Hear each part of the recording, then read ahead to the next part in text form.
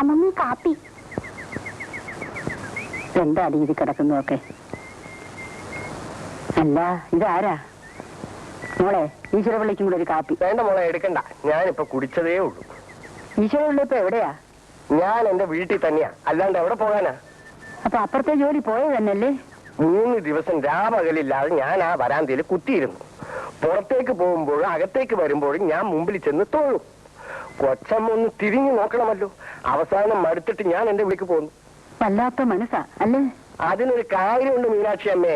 ഈ ജീവപര്യന്തം ശിക്ഷിച്ചവരുടെയും തൂക്കുമരത്തി കയറ്റിയവരുടെയും കണ്ണീര് കണ്ട് കണ്ട് അവരുടെ മനസ്സ് പാറയായി പോയി.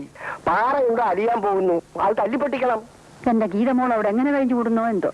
അത് ബാലൻ കുഞ്ഞിന്റെ മിടുക്ക് പോലെ ഇരിക്കും. കുടിച്ചോ കുടിച്ചോ.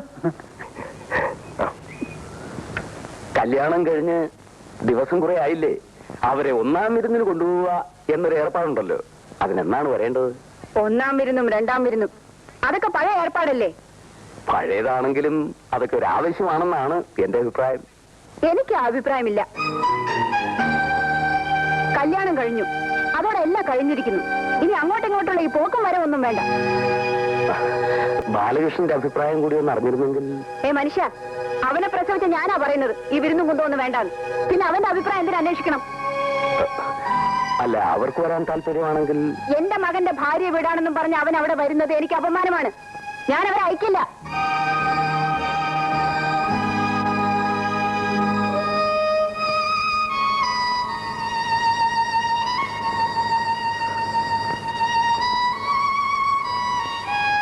മോളെ, ബാലകൃഷ്ണൻ എവിടെ? അകത്തുണ്ടച്ച.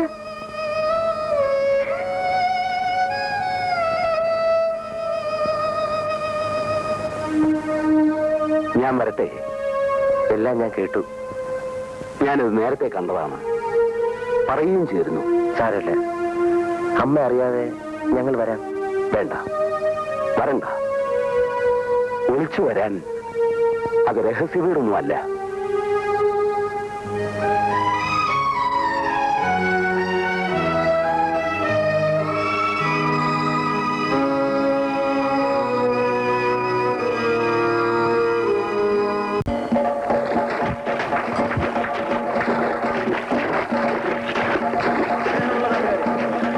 വള്ളംകളി മത്സരം ആരംഭിക്കുകയാണ്. ഈ ജലോത്സവം കാണാൻ വന്നിട്ടുള്ള നിങ്ങൾക്കേവർക്കും നാട്ടാശ്ശേരി ബോട്ട് ക്ലബിന്റെ പേരിൽ സ്വാഗതം ആശംസിക്കുന്നു. ചുണ്ടൽ വള്ളങ്ങൾക്ക് വേണ്ടിയുള്ള മത്സരത്തിൽ ചമ്പക്കുളം, പാർത്ഥസാരഥി, കല്ലുപ്പറമ്പൻ, കുളിക്കുന്ന് എന്നീ ചുണ്ടൽ വള്ളങ്ങൾ റോയൽ ട്രോഫിക്ക് വേണ്ടി മത്സരിക്കുന്നതാണ്. വരണം, ഞങ്ങൾ കാത്തിരിക്കായിരുന്നു. വരുന്ന വഴിക്ക് ടയർ പഞ്ചറായി, അതാണ് അല്പം വൈകിയത്. കുഞ്ഞിനെ കൊണ്ടുവന്നില്ലേ മോളെ? അവൾക്ക് പരിശീലനമേ. ഉണ്ണി എവിടെ? അവൻ ബോൾ ക്ലബിന്റെ സെക്രട്ടറി അല്ലേ, സ്റ്റാർട്ടിംഗ് പോയിന്റ് കാണും. മരുമകൾ വീട്ടിലില്ലേ? ഉണ്ട്. അവളെ കൂടി കൊണ്ടുവരാമായിരുന്നല്ലോ. തമ്പി എന്തായി പറയുന്നത്? നമ്മുടെ സ്റ്റാറ്റസിന് കൂട്ടത്തിൽ കൊണ്ടു നടക്കാവുന്ന ഒരു പെണ്ണാണോ അവൾ? ആരെങ്കിലും ഇത് ഏതാണെന്ന് ചോദിച്ചാൽ ഞാൻ എങ്ങനെ പരിചയപ്പെടുത്തും? പാലിന് വിഷമം തോന്നൂല്ലേ? തോന്നണം. അങ്ങനെയെങ്കിലും അവൻ തെരഞ്ഞെടുത്ത പെണ്ണ് കുടുംബത്തിന്റെ അന്തസ്സിന് ചേർന്നതല്ലെന്ന് അവൻ മനസ്സിലാക്കട്ടെ. മത്സരം ആരംഭിച്ചു.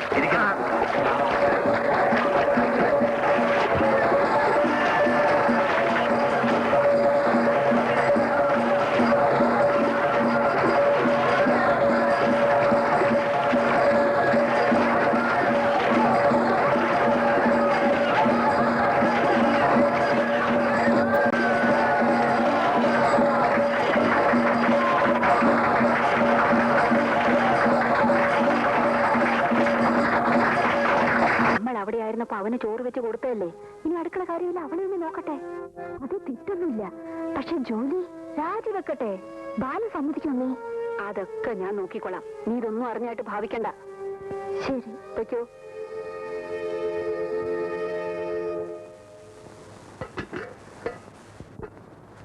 കോമതി, ദാ നിന്റെ ശമ്പളം 100 രൂപ കൂടുതലുണ്ട്.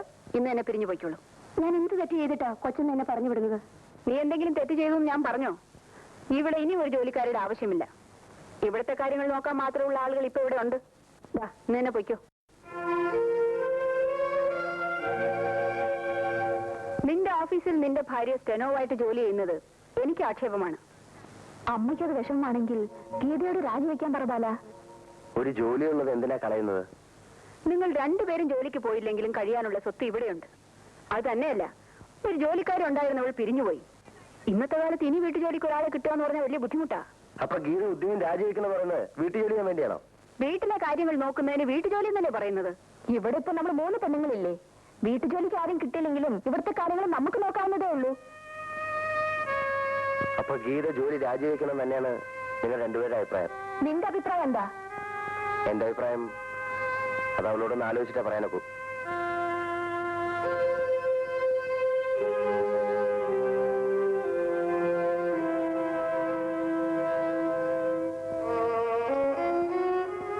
എല്ലാം കേൾക്കുന്നുണ്ടായിരുന്നല്ലേ? അമ്മ പറഞ്ഞതില് തെറ്റൊന്നുമില്ല. അപ്പോ ഉദ്യോഗം രാജിവെക്കണം എന്നാണോ? അത് തീരുമാനിക്കേണ്ടത് ബാലേട്ടനല്ലേ? എന്റെ ഭാര്യ സ്റ്റെനോയായിട്ട് എന്റെ ഓഫീസിൽ വർക്ക് ചെയ്യുന്നത് അമ്മയ്ക്ക് ആക്ഷേപമാണെന്ന് പറയുന്നു. മറ്റൊരു ഓഫീസിൽ സ്റ്റെനോയായിട്ട് പോകുന്നത് എനിക്കിഷ്ടമല്ല. ഞാൻ ഉദ്യോഗം റിസൈൻ ചെയ്യാം. ബാലേട്ടനൊന്ന് പറയേ വേണ്ടു. ഗീതയ്ക്ക് അതിൽ വിഷമമില്ലേ? ഞാനെന്തിനാ വിഷമിക്കുന്നത്? സ്വന്തമായി ഒരു വരുമാനം ഉള്ളത് ഉപേക്ഷിക്കുന്നത് ആർക്കും ഇഷ്ടമുള്ള കാര്യമായിരിക്കില്ല. നിധി കിട്ടിയോളാണ് ഞാൻ. എനിക്കിനി സ്റ്റെനോയുടെ ശമ്പളം എന്തിന്? തകർത്ത് കളഞ്ഞല്ലോ എന്നെ. ഭയങ്കര അടി. ഈ നിധി എന്ന് പറഞ്ഞ എന്നെ ഉദ്ദേശാണോ?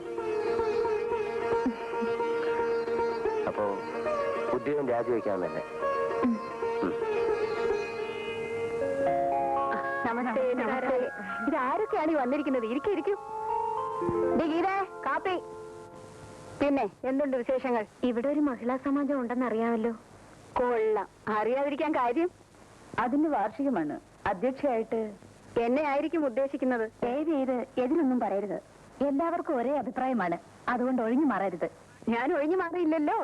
ഞങ്ങളുടെ സംഘടനയുടെ ഭാഗ്യം. ഒരു ഗാനമേളയുണ്ട്. പാടേണ്ടത് ഞാനാണോ? ആ മോളെ, ഇവിടെ വരൂ. ഇരിക്കെ. ഇത് എന്റെ മകളാ, പ്രൊഫസർ സുലോചന. ഞങ്ങൾക്കറിയാം. മോളിവരൊക്കെ അറിയുമോ? പിന്നെ ഞങ്ങൾ പഴയ പരിചയക്കാരല്ലേ. സമ്മേളനത്തിന് പ്രൊഫസറെ ഞങ്ങൾ പ്രത്യേകം ക്ഷണിക്കണോ? വേണ്ട, ഞങ്ങൾ ഒരുമിച്ച് വന്നോളാം. മോളില്ലാതെ അമ്മ ഒറ്റയ്ക്കൊന്നും പോവില്ലല്ലോ. ആ, ഇതെന്റെ മകൻ എഞ്ചിനീയർ ബാലകൃഷ്ണൻ. ഇവരേക്ക് എന്തിനാ പരിചയപ്പെടുത്തുന്നത്? ഞങ്ങൾ ഈ നാട്ടുകാരല്ലേ. അമ്മ റിട്ടയർ ചെയ്തിരിക്കല്ലേ? അല്പസ്വല്പം മറവിയൊക്കെ കാണും. മീറ്റിംഗിന് അധ്യക്ഷയായിട്ട് അമ്മയെ ചാക്കരാൻ ഇറങ്ങിയതായിരിക്കും. അതെ, ഒരു ഗാനമേളയുണ്ട്. വേണ്ട, ഞാൻ കൊടുത്തു. തരാനാ പറഞ്ഞ.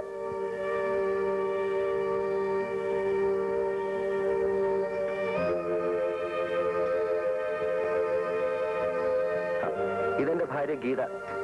എന്റെ ഓഫീസിലെ സ്റ്റെനോ ആയിരുന്നു. ഇപ്പൊ ജോലി കളഞ്ഞു. വെറും ഭാര്യ. അടുക്കള ഭരണം. ഇരിക്കൂ. ഇങ്ങോട്ടിരിക്കും.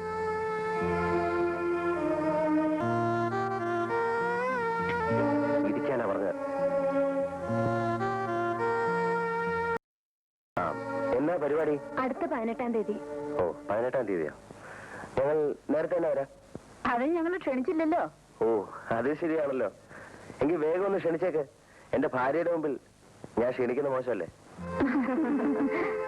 മിസ്സസ് ഗീതയുടെ വീട് എവിടെയാ? അപ്പോ നിങ്ങൾക്കൊക്കെ പോകാൻ തിടുക്കമായിരിക്കും. പല സ്ഥലത്തും പോകാനുള്ളതല്ലേ. ഞങ്ങൾ ഇറങ്ങുകയാണ്. അല്ല, ഗീതയുടെ വീട് ചോദിച്ചില്ലേ? കൊട്ടാരക്കരയാണ്. അച്ഛനൊരു റിട്ടയർഡ് UP സ്കൂൾ അധ്യാപകനാണ്. പ്രോഗ്രാം നോട്ടീസ് അയക്കുമല്ലോ. നാളെ തന്നെ അയച്ചേക്കാം. ഞങ്ങൾ ഇറങ്ങട്ടെ? വരട്ടെ. ശരി.